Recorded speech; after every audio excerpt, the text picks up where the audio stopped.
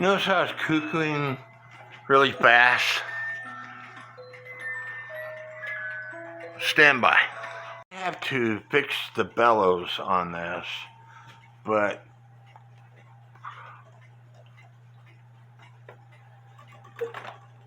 because only one is playing.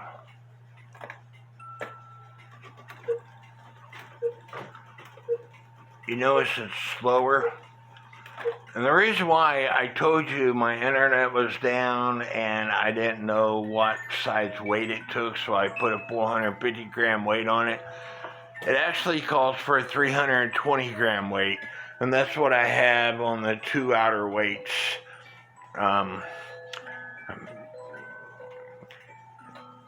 So if your clock has got a heavier weight on it than what it calls for, it will cuckoo faster than what it should. It was a simple fix. First of all, the high note wire came off the arm. And second of all, the 8-point star wheel was touching the movement. So I backed off the movement, and now you can hear it cuckoo.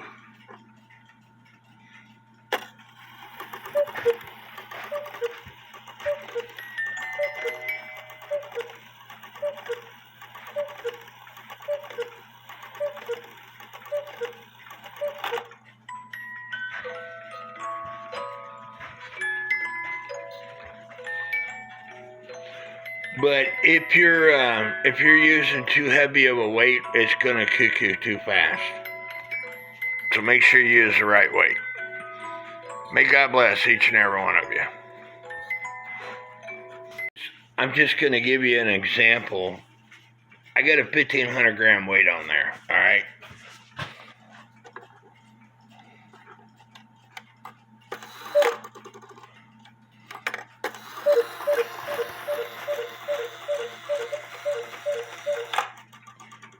And so, again, make sure you got the proper weight on your movement. Yeah, 1,500 gram is going to be a little bit different than a 450 gram, but this movement calls for a 320 gram weight.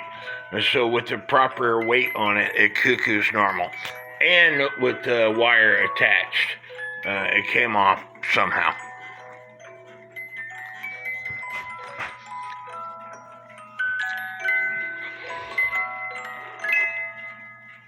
And it was playing extra tunes at the beginning. And I think I have it adjusted right now. All you had to do was open up this door, loosen the screw on the drive wheel here, rotate the music so the music stops, line up the drive wheel with the drive gear on the movement, and then tighten up that screw. I found the back door for this clock, and I show this in other videos. How do you adjust the gong? There is a hole here, but the gong is way out of adjustment. So the tape is where the wire is, or thereabouts. And so I'm going to bend the gong out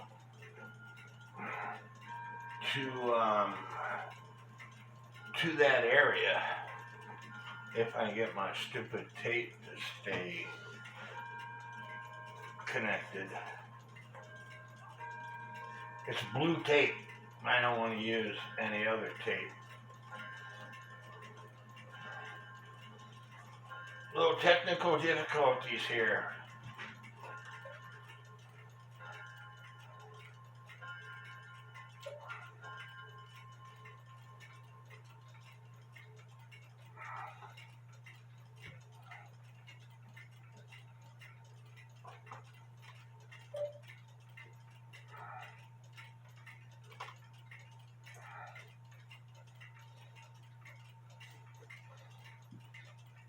But that's pretty close right there.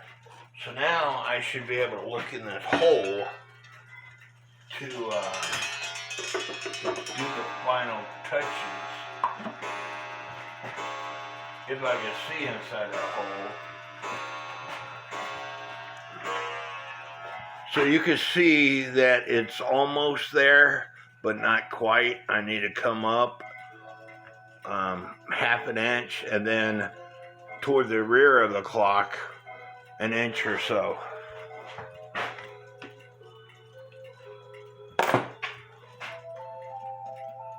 But, you know, without the tape, you know, you're guessing. Yeah, you can look in the side doors and stuff, but I just find it easier to use tape or string or whatever to get me in that general vicinity.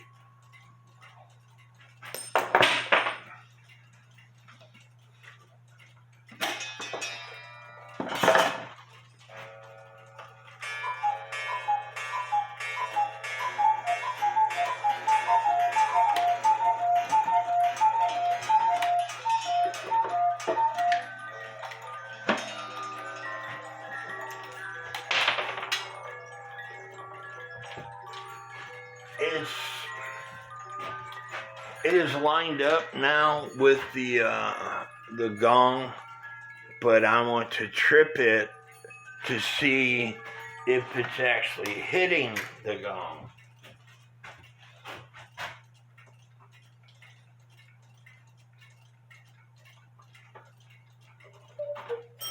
Nope, I need to come down. Some clocks will go down farther than what this thing is. And so that's why I did what I did.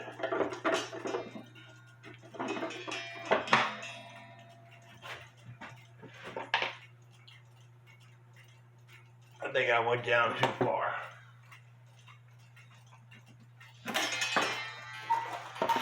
You know, and that's why they call them cuckoo clocks, because you know, you will go cuckoo trying to get these things just right. Especially if you work on them all day long for a living or whatever, and you don't want to see cuckoo clocks.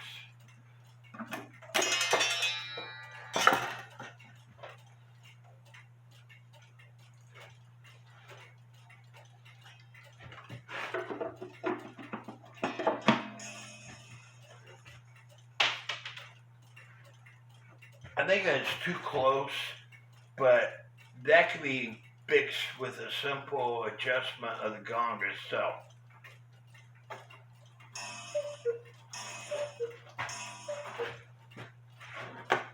Actually, that sounded pretty good, but I'm gonna bend the gong down just a little bit.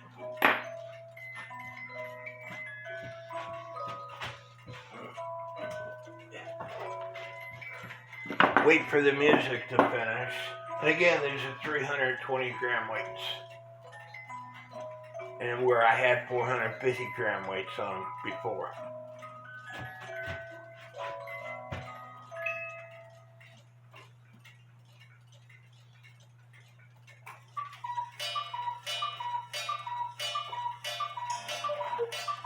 That sounded good to me.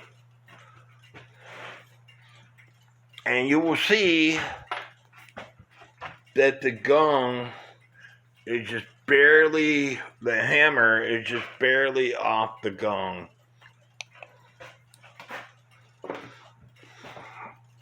So, when I work on clocks in this stand, I typically put all the parts on my table. Well, I did, except for I put something else on top of it, and that's why I had trouble finding the back door.